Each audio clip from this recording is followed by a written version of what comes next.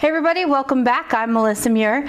Today's video, we're still continuing our All About Accessories series with Foredom. And today I want to talk about unitized wheels. So what is that? Let's take a look. In my studio, I actually have a fairly good variety, even though they're not all here, of unitized wheels. I have some that are mounted that will fit into my flex shaft or a micromotor type of setting. And then I have those that are compressed, non-compressed, also has a little hub. So they come in different models, and this is going to fit like on my BL or my bench lathe or my polishing machine. So what is a unitized wheel? Well, in this case, these are all different fibers that have been impregnated with different grits of whether it's aluminum oxide or some other kind of abrasive.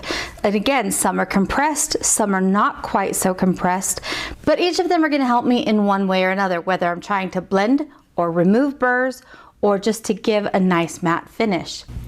Now with this accessory, I cannot stress safety enough.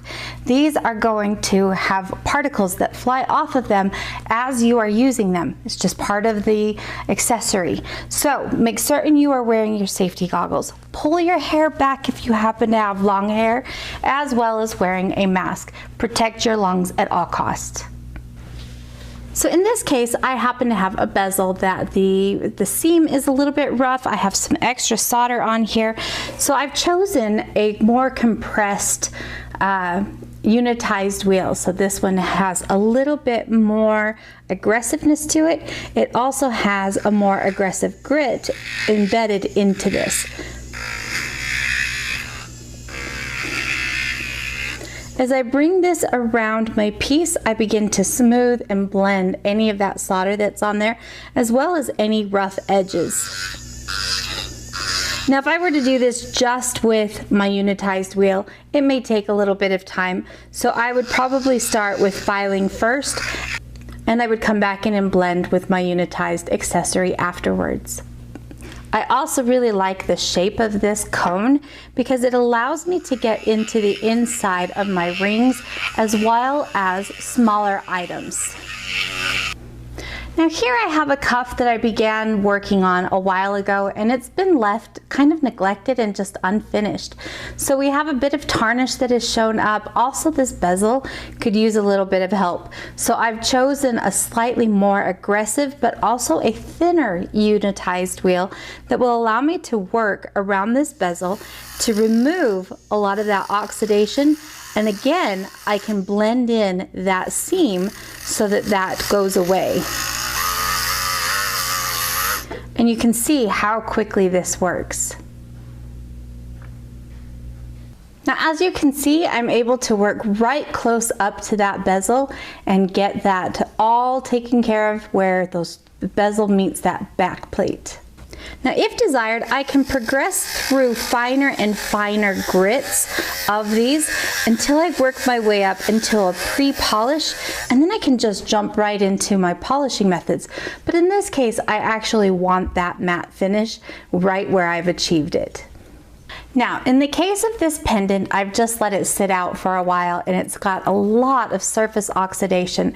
And sometimes that patina is desired, and sometimes not quite so much. This has more of a brownish greenish tinge, one that I'm not really super keen on. So I've selected a very soft unitized wheel. And again, I'm just going to come in here and work my way around the pendant, and you can see immediately the difference that it makes. Just very gentle touch on this. It doesn't even take much pressure.